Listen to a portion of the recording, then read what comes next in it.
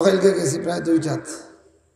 আমার ইমামউদ্দিন বেটারা হইয়ার হুন্ডায় নিবা, আমার আব্বাই তিলাওয়াত করবা। আব্বার তিলাওয়াত শুনিয়া মাত্র 2-3 আয়াতের তিলাওয়াত শুনছি, মনে হইছে কলব ফাটি যার গিয়া। ও মুরব্বী হল রে, আগর মুরব্বী হলর এইটা অভ্যাস আছিল। আগের মুরব্বী মহিলাদের গরওয়ালি বেটিন তোর অভ্যাস আছিল। ফজরের আজানের আগে, জানি না আপনার বকশি মহিলা ছিল কিনা, আমরা বের করিতেছিল প্রত্যেক ঘরে ঘরে ল্যাম্পটন জ্বালাইয়া বাতি জ্বালাইয়া মহিলাদের বারিক কণ্ঠে কোরআন তিলাওয়াতের আওয়াজ পাওয়া যেত। এই তো নি এখন যে ওগুলোর ঘরে ঘরে বাড়িয়ে বাড়িয়ে দোলান হয়ে গেছে রে, ইতার কুটি কিন্তু মুরব্বী বেটি নহল।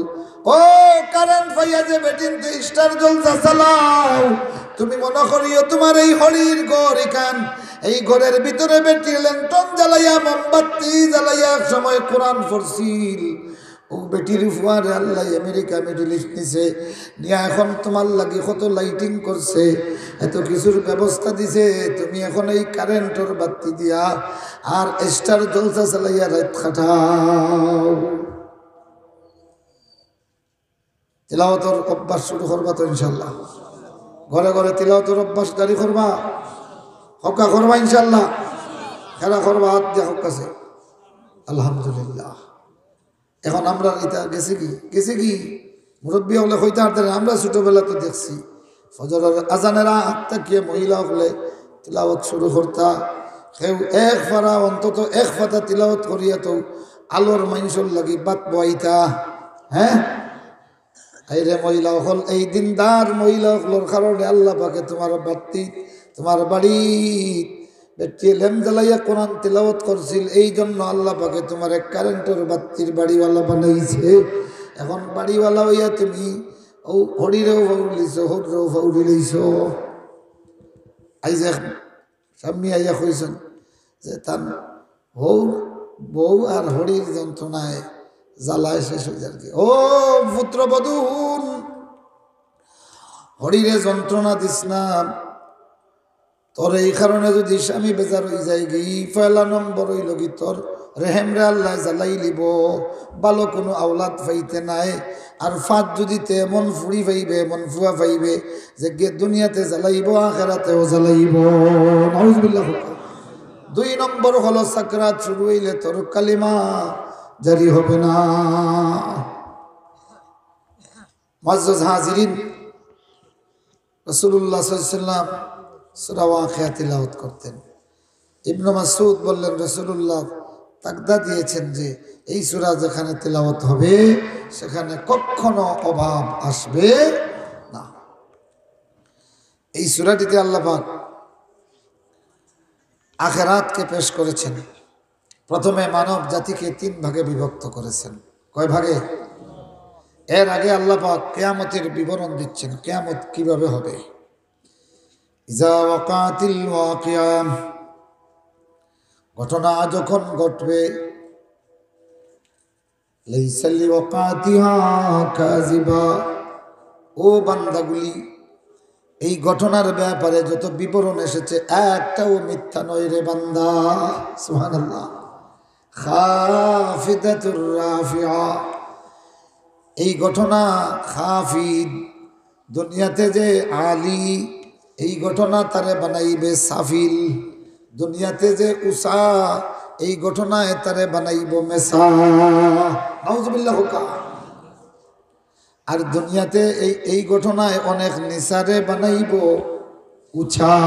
আল্লাহু আকবার। হোকা কিয়ামতের ময়দানে দুনিয়ার অনেক অসহায় দরিদ্র ফকির মিসকিন, রাস্তার ফকির কুলি মজুর, যেগুলির সমাজে কোনো দাম ছিল না, কিয়ামতের ময়দানে আল্লাহ পাক কিভাবে বসাইবেন জানেননি? এক শ্রেণীরে বসাইবেন আলাল আরাইকি ইয়ানজুরুন। সুবহানাল্লাহ। সোনালি চেয়ার থাকবো, এত উষা থাকবো। আল্লাহু আকবার, আল্লাহু আকবার। এই চেয়ারও বোয়ার সঙ্গে সঙ্গে বান্দায় দুনিয়ার যত কষ্ট আছিল সব কষ্ট ভুলে যাবে। তার জীবনে কোনো কষ্ট ছিল এই কথা আর কোনোদিন তার মনেই হবে না। চেয়ারের দাম নাই, চেয়ারের 1 কোটির দাম আল্লাহর আসমান আর জমিন থেকে বেশি। ভিআইপি গ্যালারিত ওয়ালাল আরাইকি ইয়ানজুরুন, উঁচা উঁচা আরাইকের মধ্যে হেলান দিয়ে বসবে আর দেখবে, কি দেখবে? একেবারে আল্লাহর জাহান্নামের ভিতরে জাহান্নামীদের দুর্দশা দেখবে, এদের অবস্থা দেখবে আর মুস্কি হাসবে। সুবহানাল্লাহ, সুবহানাল্লাহ পড়েন। ও ভাইরা, এক শ্রেণীর আল্লাহ রাব্বুল আলামিন তার প্রিয় বান্দাগুলি, এদের জন্য আল্লাহ রাব্বুল আলামিন মিসকে আম্বরের পাহাড় বানাবেন। ওই পাহাড়ের উপর বিশাল বিশাল গালিচা থাকবে, মিসকে আম্বরের গালিচাওয়ালা চেয়ার থাকবে, আর সেখানে বসবে, বসিয়া বসিয়া এই দৃশ্যটা দেখবে।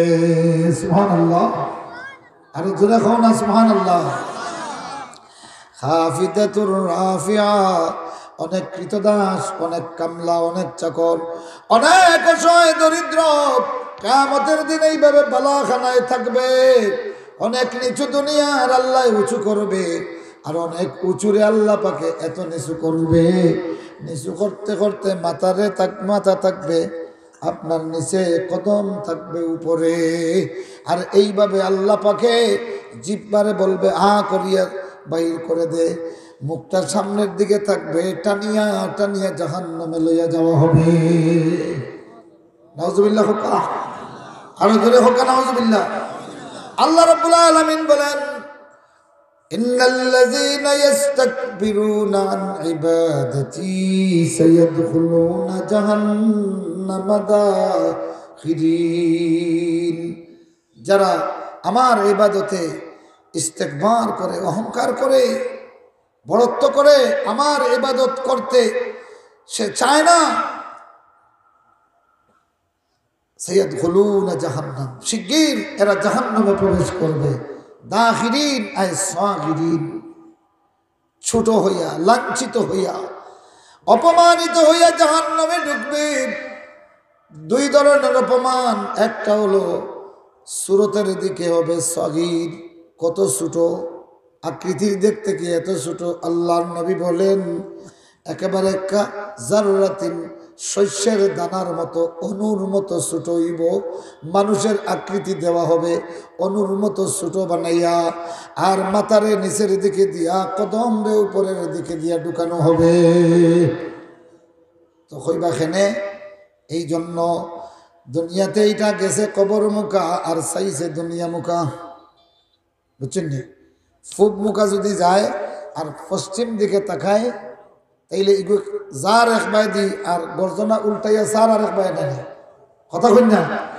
আল্লাহ বলেন আফামান ইয়ামশি মুকিব্বান আলা ওয়াজহি আহদা আম্মান ইয়ামশি সাওয়িয়ান আলা সিরাতিন মুস্তাকিম।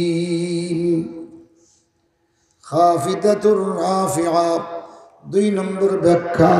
এই ঘটনা যখন ঘটবে রে বান্দা, নিচেরটা উপরে উঠবে, উপরেরটা নিচে নামবে।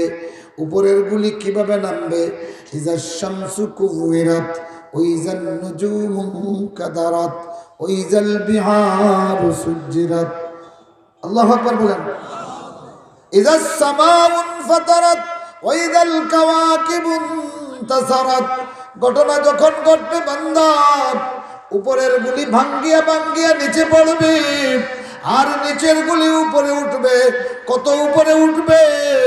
এই জমিনের বিশাল বিশাল পর্বতগুলির ব্যাপারে আল্লাহ বলতেছেন, ইজা রুজ্জাতিল আরদু রাজ্জা, যখন প্রচন্ড ঝাঁকুনি দেওয়া হবে পৃথিবীকে, ফাকানাত হাবাআম মুনবাসসা। আল্লাহু আকবার। ইজা রুজ্জাতিল আরদু রাজ্জা ওয়া বুসসাতিল জিবালু বাসসা, প্রচন্ড ঝাঁকুনি যখন দেওয়া হবে ভূমণ্ডলকে, তৎক্ষণাৎ গোটা পর্বতমালা চূর্ণ বিচূর্ণ হয়ে যাবে। কেমন চূর্ণ বিচূর্ণ হবে? ফাকানাত হাবাআম মুনবাসসা, ফলে উড়ন্ত ধুলি কণা হয়ে যাবে। মুনবাসসা বলা হয় আগুন জ্বালাইলে যেমনি দেখবেন কালো কালো কিছু ধোঁয়া হইয়া উপরে উঠে, উঠে না? উঠতে উঠতে কোথায় যায় চোখে মালুম হয় না। শেষ পর্যন্ত এটা আবার নিচের দিকে পড়ে, নিচের দিকে ঠান্ডা হইয়া পড়ার পরে জমিনে এর কোনো অস্তিত্ব পাওয়া যায়নি। কথা